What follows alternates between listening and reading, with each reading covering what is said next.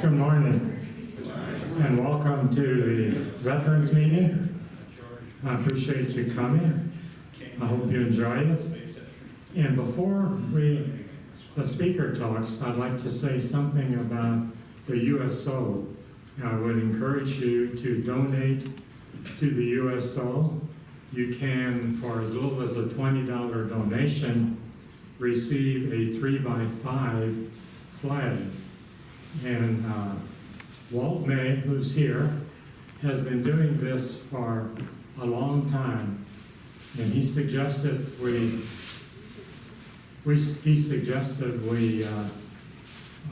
consider doing this, and I think it's great. There's the flag. You can, that's upside down, Mary. You're upside down, Mary. The flag was right. You were upside down. That's probably true. There's the flag. As you can see, it's a very good size.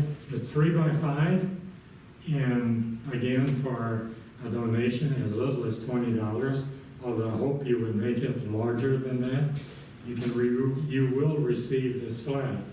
So I encourage all of you to donate to USO. I know that we have residents here at Mason Point who volunteer at the airport, yet have done it for a long time and are still volunteering. So I think they will tell you how great it feels to be volunteering down there when all these young recruits or sometimes soldiers coming back from Fort Leonard Wood heading home and just having like a little piece of home down there at the airport. And a number of you have gone on the honor flights, which they are very active with, both when they leave and when they come back. So again, I encourage you to donate to USO. I think it's a very worthwhile cause. So now I want to talk a little bit about, yes, Walt? When they send it in, you get that little tag to go with it. The tag? Yeah. Yeah, I'm going to put, thank you all, I'm going to put in your mailboxes probably this afternoon a flyer that talks about this program, and you can donate, and there's an address where you send your check, and I will put that in your mailboxes as a reminder. And Walt, as I believe I said, has been doing this for many years and has quite a few flags. And if we, maybe we'll have enough flags here in Mason Point, we'll have to figure out how to display these. But they're your flag to display as you wish. So again, USO. Anything else, Walt? That's it. Okay. Now, our speaker, Jim Higgins, is on the board of directors, and he's executive director and operations manager currently. He's been president. He's been working to get this quite a bit to get this Veterans Museum built. So he's been quite active for quite a while, and he wants to tell us all about this Veterans Museum, which likes to have a story with each of his displays. So Jim has worked, he had a business of his own. He's worked as a manager of marketing and sales on a major corporation. He has 4 children and 4 grandchildren. So please welcome Jim Higgins.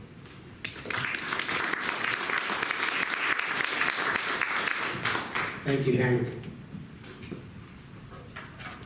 I got all these devices in my hand, so if I'm juggling a little bit, I hope you understand. See if my pointer works. It doesn't. So how many have been to the museum before? 1, 2, 3, 4, 5. Okay, great. And how many in the room are veterans? A good number, great number. So I want to tell you a little bit about the museum. For some of you, this might be a little bit of a repeat, but the first thing I want to point out, though, on this slide up here is you're going to see 2 logos up here. You actually see a logo to the right and a logo to the left. We started as the St. Charles County Veterans Museum. And I'll go through this in the presentation, but we quickly learned that we have a higher purpose, and we're transitioning now to become the Mid-America Veterans Museum. And we're going to open up to the whole region and invite stories and people in, and we got a new location picked out.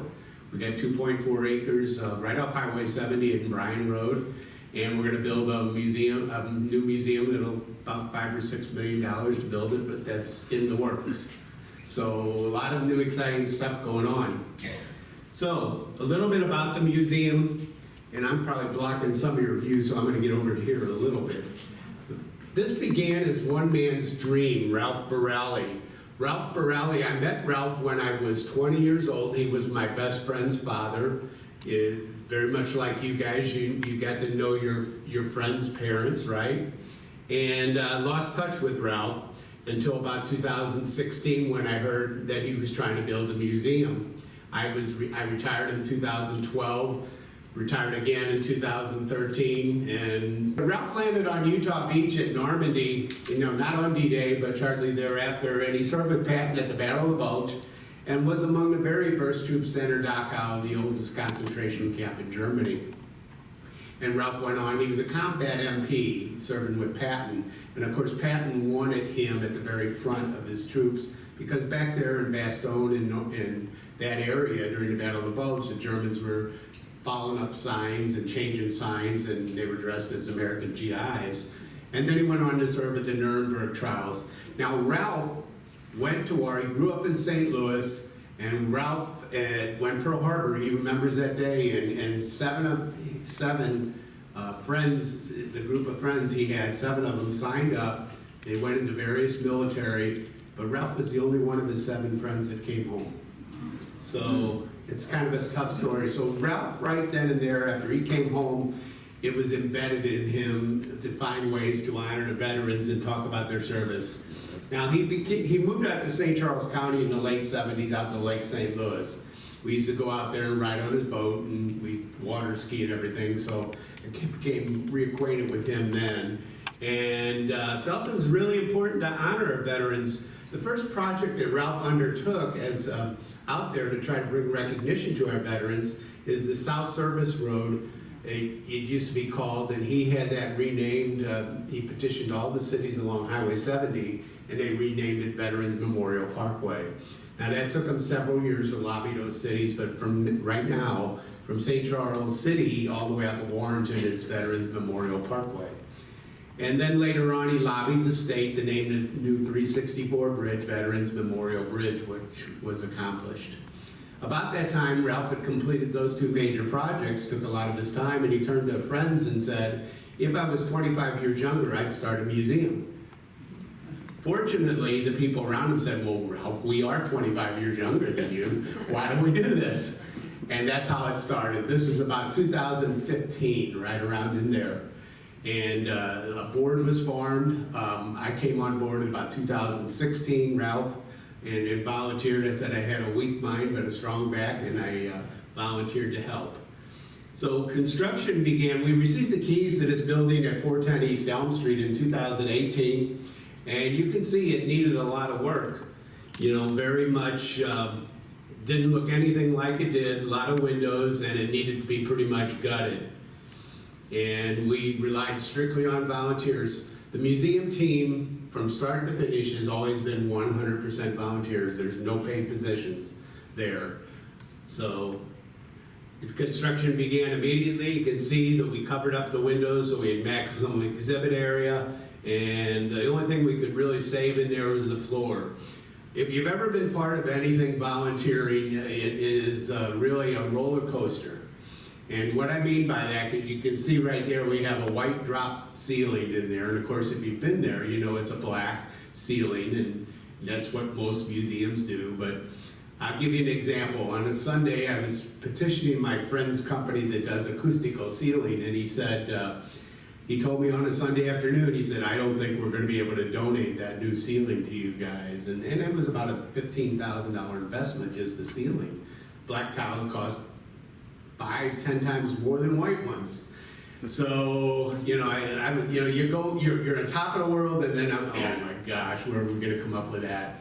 And I had reached out to several companies, and the next day I go in there on Monday morning, I get a phone call from a local company and said, hey Jim, we've decided we're going to donate that. So, you know, on a Sunday afternoon, you're down here, and on Monday afternoon, you're up there, and, you know, things are starting to work out. So I do believe that Ralph is still steering us to this day. So construction began, and this is kind of what it looks like today. You know, we've got gardens. We got somewhere around 20 gardens around the property, and we actually call them healing gardens.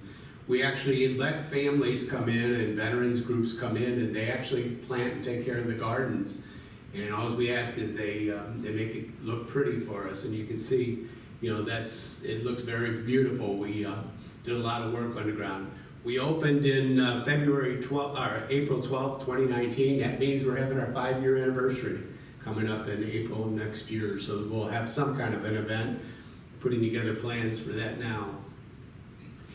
This is our mission statement, and I'm going to say it's evolved, and it's kind of hard to nail it, but inspiring and informing, engaging the community to honor the memories of our veteran that served the United States with patriotic valor. You know, we think it's real important that children, especially high school, grade school kids, that they recognize and honor what sacrifices our veterans make. I was talking to Hank a little while ago. I've talked to him several times, but the one thing that I think is important to kind of always mention, I like to tell people we really want veterans to bring their stories into the museum. And usually I hear things like, well, I didn't do anything special, I wasn't a hero, and different things like that. I didn't make any sacrifices.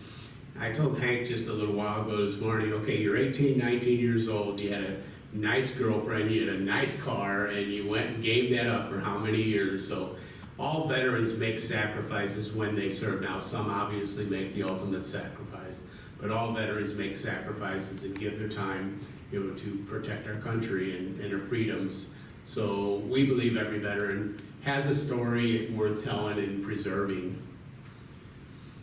So as you enter the museum, this is typically what you see. POWMIA table is found at many of the VA establishments. It's to remember those that haven't come home. And we have stories of several veterans that actually never have made it home. I'll tell a couple of those. The other thing you see on the right there is it's our Purple Heart table. And we actually, if you looked at our Facebook page, the St. Charles County Veterans Museum, you'd find that on the anniversary of the day they were killed in action, we try to tell their story, and we do that every year. And Ralph used to say to us, no one is ever gone as long as someone still has memories of them. So we keep their story alive by remembering them. And that leads to some interesting stories, because oftentimes families reach out to us and say, you want to know more about him? But the Purple Heart table is a table to remember those that were killed in action.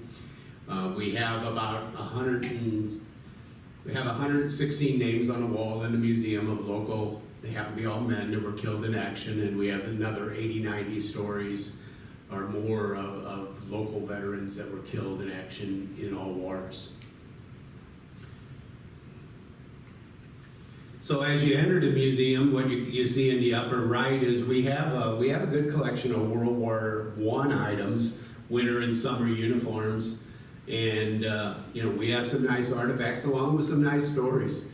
One of our favorite stories in the museum is from a man that actually went over there, and he was a corpsman. I guess he was a medic actually called back then, but he served and went over to France. And he wrote in a diary every day. And the diary is pretty mundane and pretty non-exciting. But then on November 11th, at the 11th hour, the 11th day in 1918, when the war ended, you know, everybody was euphoric that the Great War had finally ended. And he recorded that in his diary, and to have that preserved, you know, because that diary is now, 105 years old. So to have those artifacts and those stories from those men and women then is pretty special. And some of the other pictures there in the bottom right is a picture of Colonel Stephen Scott. There's actually a highway marker along Highway 94 for Stephen Scott. He was the highest ranking officer, a full colonel, killed in Iraq and the Persian Gulf Wars. He was on a treadmill in the embassy in what they called the green zone when a missile came in and killed him and the guy next to him. You know, he had less than 2 months to go in his service and he was going to retire. So the family comes in on a regular basis. The other one on here that I want to point out to you, this particular one, and it's a great story. And I know you can't see that picture real good there, but it's a picture of a guard dog and a man with his guard dog. And if you know the story about, so when the museum first opened up, the people that started initially collecting the artifacts, they'd go to somebody and they'd hand them helmets, uniforms, and stuff like that. And the intent was to just put that in there and put a name on it. We quickly realized that, you know, we wanted to tell their stories and preserve their stories. And Bill Fisher is the man that, he was in Air Force, in the Air Force. He went over to Vietnam and he was a dog handler. Now, dog handlers in Vietnam, it's totally different than dog handlers and what they do today. And here's why it was different. Back then in Vietnam, they only worked the dogs at night. So the dogs would actually go out with the dog handler. They'd go beyond the fence line, the air base, and they'd go searching in the elephant grass for Viet Cong soldiers trying to infiltrate. They were given 3 assignments. One is detect the enemy. 2, call it into the tower. And then they were told, survive if you can. Very bleak, very scary job. So Bill did this for 9 months, but he had 2 dogs when he was over there, Wolf and he had Rex. Rex was his second dog, and one night he was on his way and he was told to meet up with an ambush squad. The tower was supposed to call and say, dog handlers on the way out. Well, they never got the message, and Bill's going through this elephant grass with wet Rex. And all of a sudden he hears a rifle bolt click. And of course he's saying, do I shoot? Are they going to shoot me? If he shoots and kills one of our own soldiers, that's bad. If he gets killed, obviously that's bad. And then Rex, never did it before, never did it again, jumped literally 5 to 6 foot up in the air above the elephant grass, straight up and straight down. And he heard an American voice say, don't shoot, it's a dog handler. So Rex saved his life that day. So Bill came in with this story, and we spent a lot of time, Bill and I, talking about it. And it's a great story, you know, and Bill said to me, he said, Jim, I wake up at night. If you can imagine, I have these nightmares. I'm out in this elephant grass, it's dark, I'm by myself with my dog. My dog goes on point, and I wake up and I'm sweating and nightmares. He said, now mind you, Vietnam is 50, 55 years ago. Long time ago. If you would have told me when we opened a museum that these guys and gals would still be struggling with their time in Vietnam, I would have never believed it. But Bill said, do you know somebody who could sketch a picture of this or paint something? And I put him in touch with a local artist in Wentzville. She's a highly accomplished artist, and she sketched a picture of Bill and his guard dog, and that's what you see in that little picture there in the center of the bottom left. And that's when we learned something about the museum. I'm going to step down if you don't mind, because I'm going to fall down if I don't step down. So that's when we learned something about the museum, saying, if you listen to the stories, you can't be a passive listener anymore. You got to say, how can we find a way to help? Because I know many of you people in the room know some of the soldiers that come back from Afghanistan, Iraq. You know that we're losing 22 a day to suicide. We know they're struggling with PTSD. And when you listen to these stories and you preserve these stories and record them, the museum's mission going forward is, how can we help our veterans going forward? Not just tell the stories, but how can we help? How can we associate with groups trying to help our veterans? So that's kind of becoming a bigger and bigger part of it. I credit Bill and his story with helping us get to that point. So we've got a display of Korean War veterans in the museum there. That's a picture, you can't make it out real good, it's landing at Busan, which was you're fighting Mother Nature in Korea as well as, the North Koreans and Chinese. We got right under that white, there's a story, Bob Rosinski, I was mentioning to Hank, is the good news, what I get to do is I get to meet all these veterans, I help them write stories, and we preserve them. The bad news is I've lost many of those guys. Bob is one we lost about a month and a half ago. And it's a great story. Bob was an airman, and he was in electronics class here in St. Louis, and he, at the break, he went out, they all went out and got a soda or something at a break, and he came back in the room, and there was a circle formed with one chair in the middle, because everybody in that class was a veteran. And they said to Bob, Bob, you sit in the middle, and we're going to decide what branch you're going to enter. It's time for you to go in the military. And this was the Korean War era. So they ultimately decided, Bob, we want you to join the Air Force and get into electronics in the Air Force, and Bob did. Now, Bob's a 19-year-old kid, almost 20, he's over in South Korea, and he's on guard duty at an air base. And he's you're in the dark. You got an M1 carbine, which is not really heavy-duty rifle, but it's a rifle. And you're scared, you're only 19, 18 years old. And he hears a crowd approaching in the darkness, and he yells, halt or I'll shoot, which is normal. I mean, you're a guard, you expect them to stop. And they yell back, shoot hell, we'll shoot you. And this went back and forth for a while, these two groups yelling at each other, and Bob's getting more scared, when out of the darkness walks President-elect Dwight Eisenhower. He was visiting the Air Force Base, and he was not yet taken office, but he's meeting with the South Korean president. And he walked up to Bob and said, son, would you have shot me? He said, damn right, sir. You didn't answer the challenge correct, and I'm scared. So what was funny about Bob, and I got to know him really good, but what was funny about Bob is every time, after he got out of the service, he'd go up and introduce himself as, hi, I'm Bob Rosinski. I almost shot Eisenhower. We all have a moment, right, in our life, that moment of fame, and that was Bob Rosinski's.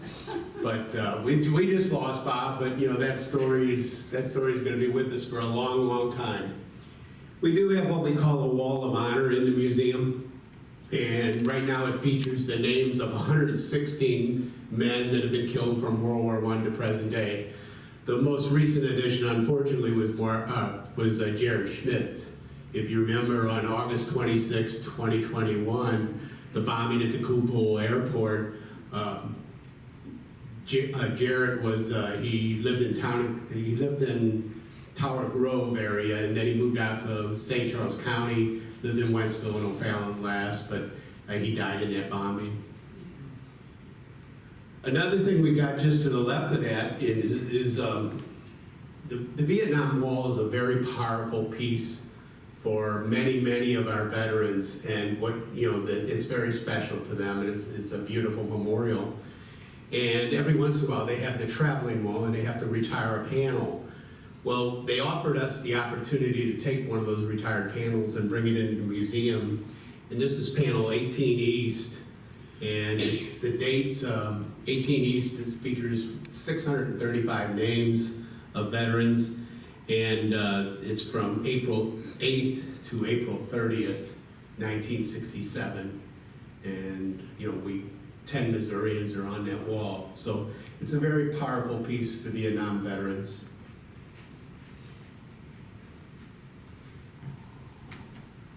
I'm going to switch hands, see if I can do this left-handed. The other thing we've got is we got a couple original paintings in the museum. This one is called Five Wars. Linda Wilmus also painted this. It was kind of funny at the time. We had not yet opened, and Ralph, we had $2,500 in the bank, I think. And he says, I want this painting. And of course, the painting was $2,200. And I was the money man, most of the time saying, questioning, well, should we be spending that? But Ralph, anything Ralph wanted, Ralph got, and the guy's 94 years old, you just say, okay, But we got that painting up real quick. And we also have another painting in there that we're very, very proud of. I was telling the story just this morning. It's a tribute to women in the military that serve. And it's kind of a special painting to us because we don't feel like women get the recognition that they should for their service. And you go back to World War II era, and I'm not sure we would have won the war had it not been for the efforts of our women. So it's very important that kids that come in there recognize that military is an option, number one, for them, but also, you know, our freedom has been provided by women and men. So this is a couple other pictures of the museum. You know, it's about the story. Everything we do is about the story, but obviously we get some really nice things in there. You can see there's a Japanese battle flag up in the top left. On the left side of that picture, a Japanese colonel in the Philippine Islands. When they'd go off the war, the neighbors and friends and relatives would sign the flags, and they'd write things on it for him, and he carried off the battle. Well, if you know anything about history in World War II and officers, Japanese officers, not many of them survived battles. You know, it was a dishonor to come home. And he died in the Battle of the Philippine Islands. We had it translated, and it says things like death to enemies and things like that. So it's a very special artifact. Bottom, in the middle picture here on the bottom there, we have a picture. You can see this gentleman right here. So this is a picture that's framed, and you probably can't see it, but it's got a bronze star on it, and it's got a Purple Heart on the right side. And it's William Browning. A man picking up trash in O'Fallon found that in a dumpster. Oh. And it's a unique artifact, and it's also got a piece of aluminum from a Japanese airplane because he was at Pearl Harbor and he etched on it "One Less Jap." And then he went to Europe and was wounded in action. But to the best of our knowledge, I can tell that he lived in California. We don't know how it got back to our area, but we do know that we can keep his story and his memory alive. And so obviously we have a relationship with the community, the local thrift stores, where they'll bring us things like that rather than have this, you know, collect dust or worse. Picture on the right is the USS Pacuda. It was carved by a gentleman named Paul Seebacher. He actually was 6'2" and served on submarines, which is kind of odd. Paul would tell you, after 10 days, I knew where everything was at on the ceiling, because I found it with my head. So, you know, that's Navy. I mean, tall guys put on a submarine, short guys you put them on other ships, right? So Paul was, I got to be good friends with Paul. The other story that's worth mentioning up there in the upper right there, and I know you can't make it out as well as you can, but it's Emmett Harder. And we have an extraordinary collection of bomber guys, Army Air Corps guys from World War II. And Emmett Harder was a waist gunner on a B-17. And you know, if you're a bomber crew, you did not want to be shot down over Germany. It was the worst place to be shot down because you're dropping bombs. They're doing carpet bombing toward the end of the war, so they're killing civilians, relatives, family, friends.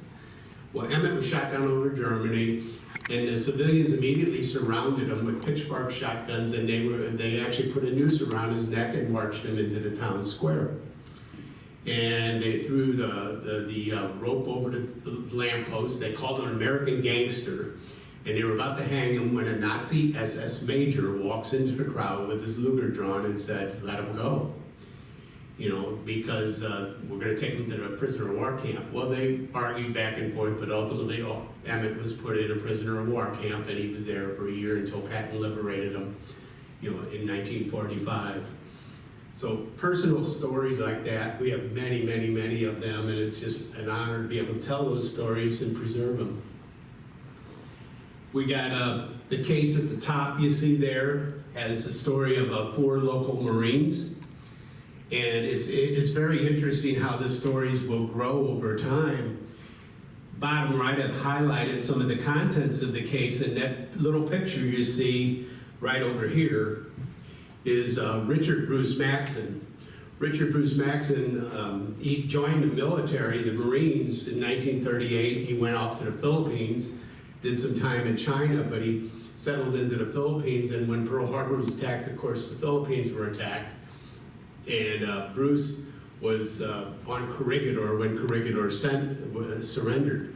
He was transported by a ship to Cabaton, one of the concentration prisoner of war camps by the Japanese, and in October of '42 he died in that prisoner of war camp. So that was all we knew to that point. But we post on October, on the anniversary of his, I call it an Angel Day, we post the story and remember him. And Denise, a niece named Denise, reached out to me and said, "You want to know more about my Uncle Dickie?" I said, "Well, we'd love to know more." And she gave us quite a bit more information, including some of the letters you see, a little locket, and the story grew from there. Well, Denise turned around and reposted when we updated the story, and Denise had a niece named Becky. Well, Becky turned around and reposted it, and Becky's got an Uncle Ronnie. Well, Uncle Ronnie works for the DPAA, the government agency that goes around the world trying to recover the remains of our veterans. And they came back to their family and said, "Holy cow, we've recovered remains from there, so we need DNA right away." And, you know, even the envelopes that they've given us, they say that DNA might still be intact on that. We may need to come get the DNA off those envelopes. So, again, stories grow when you post this, when you share this, and it's exciting that maybe Dickie might come home now after all. This is a recent addition this year, and you probably can't tell what that is, but that's a piece of the USS Arizona. We reached out to them, and they do that for nonprofits and museums. They'll actually give you a piece. They'll go out and cut a piece of the Arizona. They've still got it on the island there, and as long as you exhibit it, they still own it. We're just borrowing it for, I guess, lifetime. But there was roughly 100 St. Louisans and a little bit more Missourians that were killed on at Pearl Harbor, including the Arizona. One Congressional Medal of Honor winner from Missouri. So we're very proud to have that. So I mentioned we have the uniform of Jared Schmidt, that's on the left there. The other story there is a Matt Sims, which is an exciting story to us. Matt went to Iraq in 2005. He was a combat medic. Now, I have a special place in my heart for corpsmen and combat medics. Matt's story, pretty much, he went over there and he tells the story. First, they train us to kill, then they train us to heal. And it's kind of an odd combination, but if he shoots an Iraqi soldier and surgeon or anything like that and things calm down, he has nothing else to do, he's going to administer first aid and try to save them. You know, that's what they're taught. Now, Matt went over there in 2005 and began his one-year tour, and he was in his ambulance riding along when it hit an IED. And it blew up, and it blew shrapnel into his lungs, and he was badly wounded. If you could see his uniform there on the left of his picture, the bald guy, it's got holes all in the uniform, and we got a little vial of the shrapnel that they took out of his lungs. So that was his first Purple Heart. So Matt went into the hospital and he begged his commanding officer, "Don't send me home, want to finish the tour." And the commander said, "Okay, you can stay." So Matt gets out of the hospital after about 4 weeks, and he's riding in the top of an Abrams tank and sees a flash way up ahead, and it turned out it was a sniper. The shot hit him right in the helmet, and he was knocked to the floor. Turret was turning on the tank at the time, so he had cracked vertebrae in his neck, and he was messed up again. He heard helicopter blades, and he said, "I'm getting evacuated again, I know it." I hear those sounds. So Purple Heart number 2, he begs the commander, "Let me heal in the hospital, I want to finish my tour." And he said, "Well, yeah, you can do that." He said, "Stay here." So Matt's out of the hospital, and then he's out on a foot patrol one day. Mortar round come in and hits one of his guys, and he rushes up to give him first aid, and another round comes in, hits him in the leg. So 3 Purple Hearts, begging the commander, "Don't send me home, want to finish the tour."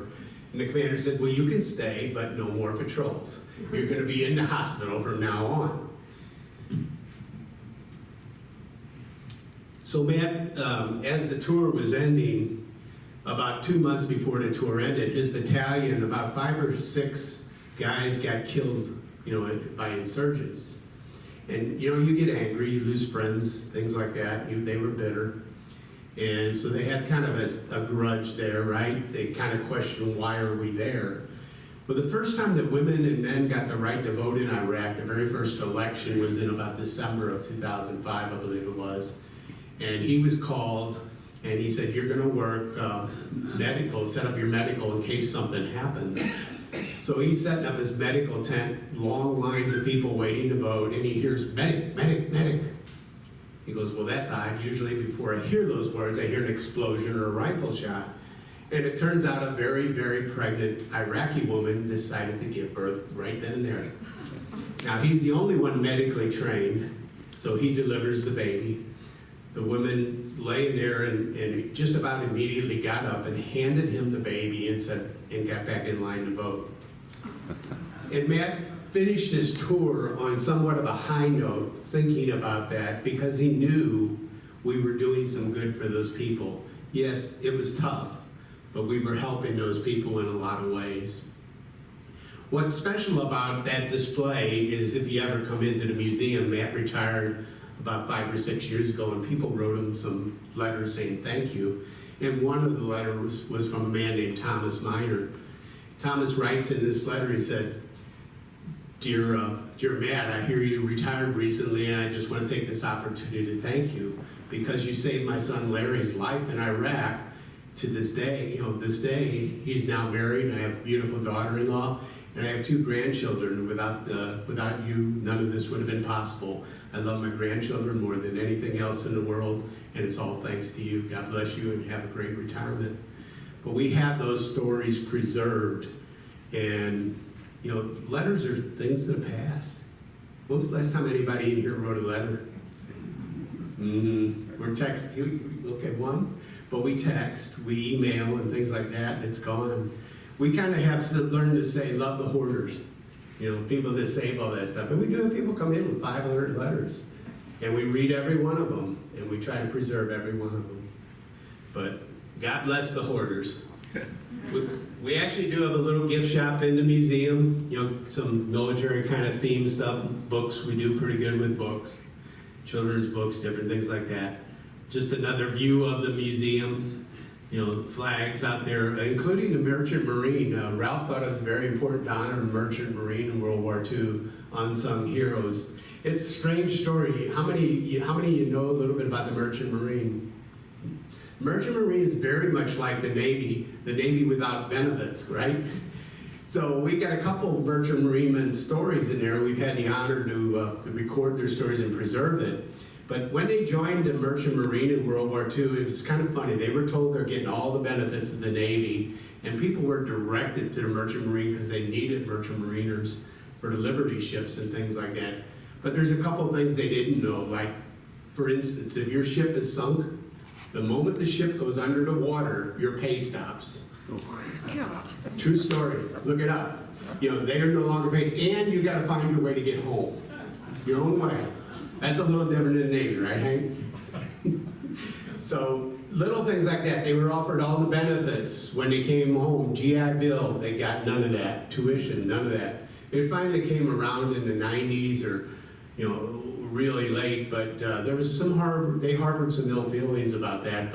And the other thing about the Merchant Marine, if you're not aware of it, the Merchant Marine ships were being sunk before we ever entered the war. They were being killed. So some of the very first casualties were Merchant Marine men. So it is important that we fly the Merchant Marine flag out there. And if you know any of those guys, they're pretty excited to get that recognition nowadays. We try to remember, all those that have given their life for our country. About a year and a couple months ago, a gentleman from Fredericktown, Missouri, came up to us and said, I'm having a memorial built for the fallen 13. He was so affected by that, and he just wanted to make sure that those kids were remembered. And he was looking for a place for that memorial. He reached out to the mayors out in St. Charles County, and nobody responded. And I threw my hand up real quick, and so it landed here at the museum. Has the names of all the fallen 13 on that. So that's on permanent display now. It's been there a little over a year. So our mission is basically preserving the veterans' stories through exhibits, virtual on the museum, and social media. We've got over 400 stories, and some of them are absolutely epic stories, amazing. We're working on anywhere from 40 to 70 stories at any given time. And actually in the process of trying to expand our research team, using students, volunteers, or interns. Our new core mission is kind of focusing on that uniqueness. You know, what you find when you listen to a veteran's stories, you know, time helps, but listening to their stories and preserving their stories, it helps. Just kind of a little bit of an unloading of that burden they're carrying. So we want to create a safe and comfortable environment for them. We hear that word often when a veteran comes into the museum, the modern veterans, they feel a level of comfort coming into the museum. We want to also bring awareness of veterans' struggles. Excuse me. Connect veterans and veterans and become a hub of resources. You know, we are losing a lot of veterans to suicide every day. You probably have heard those stories, and we work with a number of groups that are trying to fight that. But I've met people, I've written stories of, one of my favorite stories, a very brave woman that attempted suicide 17 times. We have her story in the museum. And the VA back, not too many years back, they weren't prescribing the best medication or the best treatment and drugs. You can't throw drugs at everything and try to make it work. So we realize that there's some help needed out there. We have major initiatives going on right now. One of the number one ones we're working on is called Interview with Heroes. And what we're taking is high school students and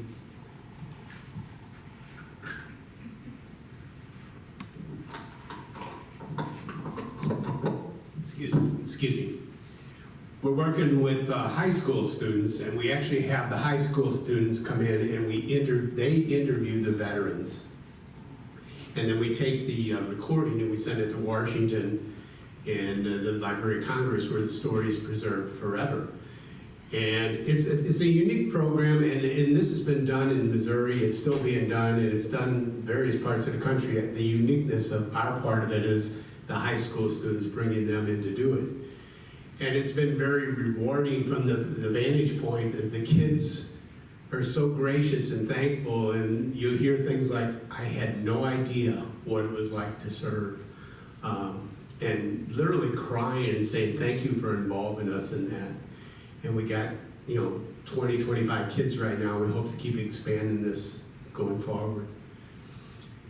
We have a podcast called The Dog Tag. We published about 35, 38 podcasts where we interview veterans, we interview some first responders, and we interview caretakers, veteran caretakers. And that's very important to us, is because, again, when a veteran hears another veteran, that's good therapy. And when they are made aware of the resources out there, that's really good for them too. We're also building what we call as a War on Terror tribute, and we're about 70% of the way to our fundraising goal. And it's not to honor those that have gave their lives, it's to recognize that soldiers come back from war, Gulf War, Afghanistan, the War on Terror, the Gulf War, that they're not the same individuals that went away. And we hear that pretty consistently with those that have fought, is the man or woman that goes to war is not the same person that comes home. And we want the public to recognize that, it's not an easy thing coming home, and the first days you don't wear that uniform. And of course, we're going to have a new name. I mentioned that earlier, in a new building. We've got some small grants from Missouri Humanities and different places like that. And again, we're recruiting juniors and sophomores for the most part. And we do pre-interview training with the kids. And the Dog Tag, Spotify, Podbean, different places you can find our everything but Apple. Trying to get on Apple is very difficult. And on our website. And of course, that's the Memorial 13, recognizing the 13 that were killed in Kabul, 26 August 2021. One of the things, I'm going to touch on it again, we're building this tribute to those that served in the War on Terror. One of my frustrations is if you Google the cost of the War on Terror, if you just put in, what is the cost of the War on Terror? The first thing that will come up is dollars. That's not the biggest price we paid by any means. It's the human, those that made the sacrifice, those that came home changed, and that's why we think it's important to build this tribute, tell their stories, and raise awareness of their struggles. And what we've learned is PTSD is certainly not limited to boots on the ground. I've heard a story recently about a young man, Air Force. He's based in Phoenix, Arizona, at an air base there, and he's flying drones into Iraq and Afghanistan. Armed drones, and of course, they're flying them into targets, and they're watching civilians enter in the building and praying that they were all bad guys, right? So he's up at night worrying about that. So not just limited to boots on the ground, it's PTSD is a much bigger problem than we recognize. So we're in the process of trying to figure out what that's going to look like, and we're looking for sponsors and things like that. So our new core mission is kind of supporting veterans. You can't be passive when you hear these stories. You need to be proactive in saying, what can we do to help? And that's kind of the phase we're entering. Many ways to help. If you go on Facebook, you'll see a lot of posts by us. With the most recent big event we had was called Songs for Heroes. We had 9 Nashville singer-songwriters come up from Nashville, and we met with 16 of our veterans, and the veterans told the songwriters their stories, and they turned it into a song. And the songwriters had tears in their eyes, our veterans had tears in their eyes, but they left that day with a song about their service. If you Google Songs for Heroes, you can't miss it. It's all over the web by now. It's been really a really unique experience. So if you take a look at our Facebook page, again, the St. Charles County Veterans Museum, leave the on there, and you can see a lot of what we got going on.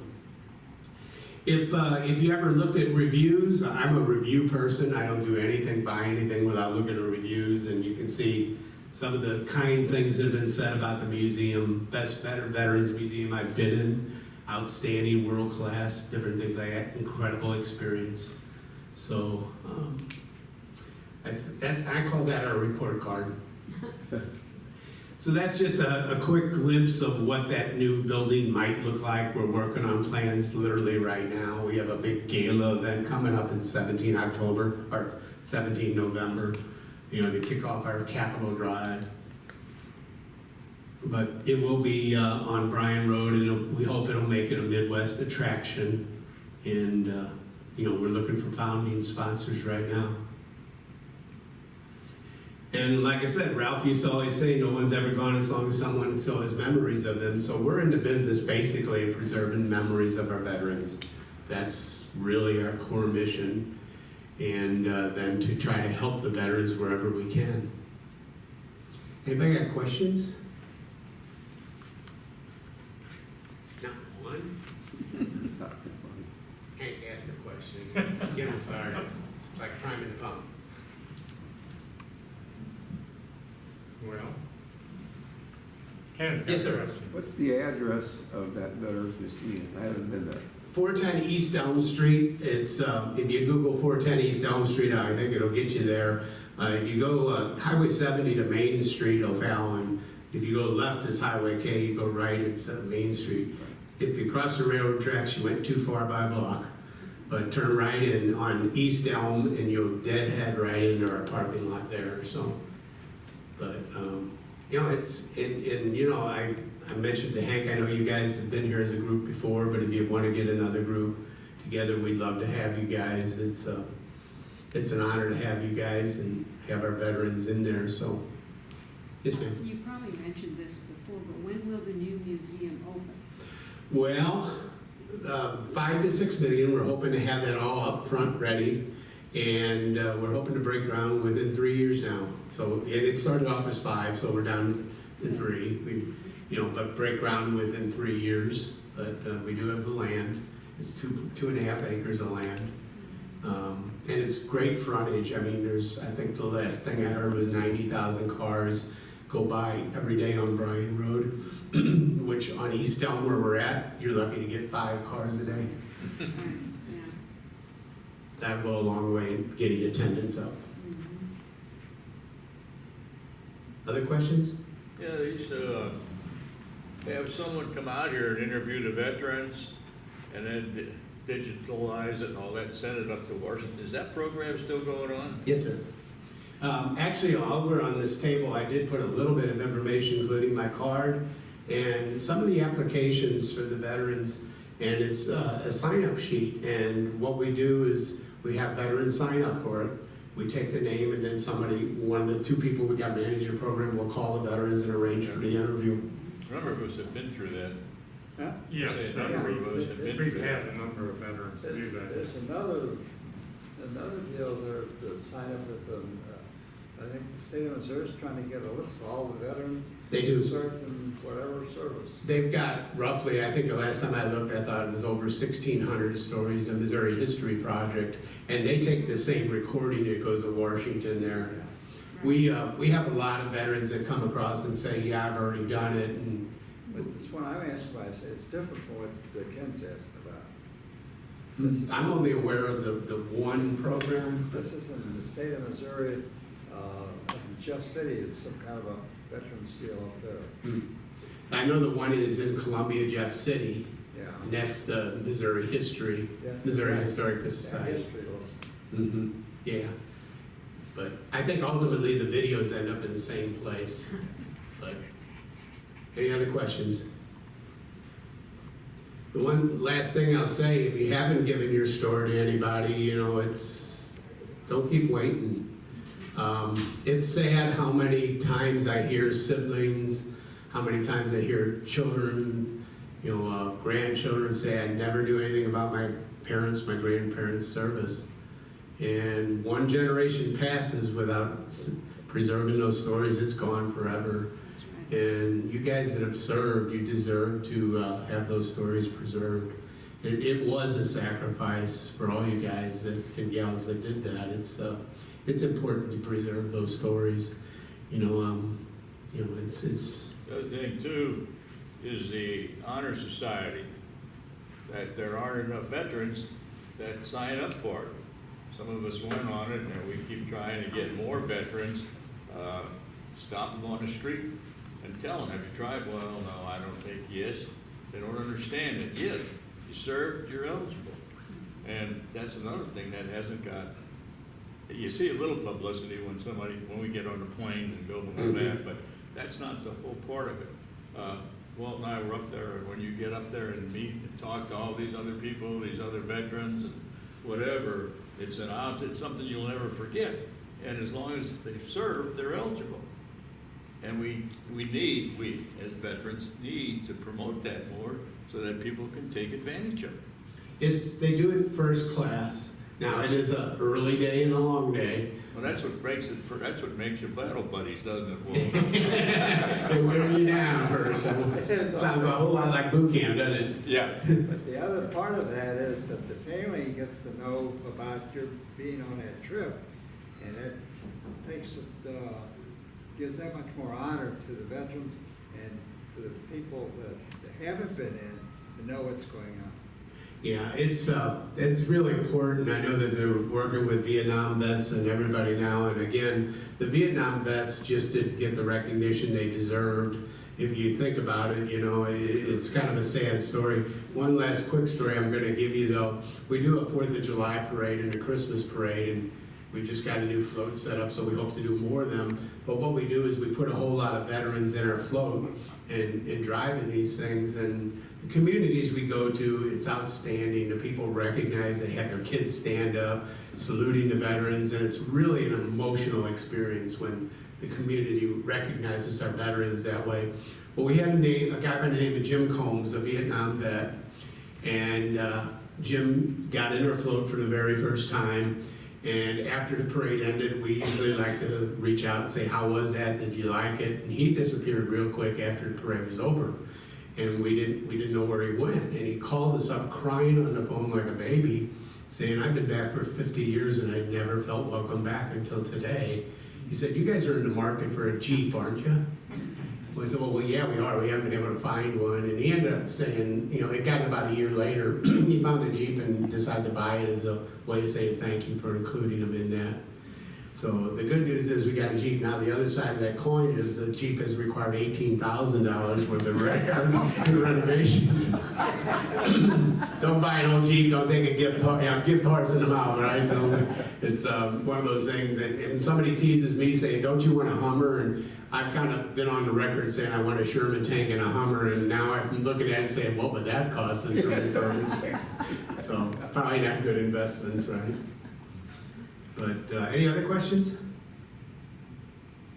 Well, I want to thank you all, for number one, thank you for service, and thank you for listening to my long-winded stories here. But if you can make it out there, my cards are there. You want to call me sometime, you want to get together, you want to bring your story in the museum, we'd love to have your stories. And, it's every veteran has a story, and they're always unique, and they're always special, and you all have made sacrifices, and we appreciate that. Thank you so much, Jim. Very interesting, very interesting. And don't forget now, I'm going to put a flyer in your mailbox, kind of encouraging to donate to USO. Like I said before, a number of residents here have or still do volunteer at USO in Lambert. So I think it's an extremely worthwhile place to donate to. And if you talk to anybody that's volunteered down there, it's really great, welcoming all kinds of people, veterans traveling, or active military traveling through the airport, but especially these young kids that are on their way to Fort Leonard Wood and stop there, and then on the way back, now they're in the military, a little bit of home at the USO. So thank you for attending. Hope you enjoyed it. And thanks so much, Jim. Very interesting stories. And don't forget St. Charles County Veterans Museum. You're going to be at this current location on Elm Street for a while. At least 3 or 4 years, yes. At least 3 or 4 years. Okay, and good luck with the new location. And again, thanks for coming. Enjoy the day.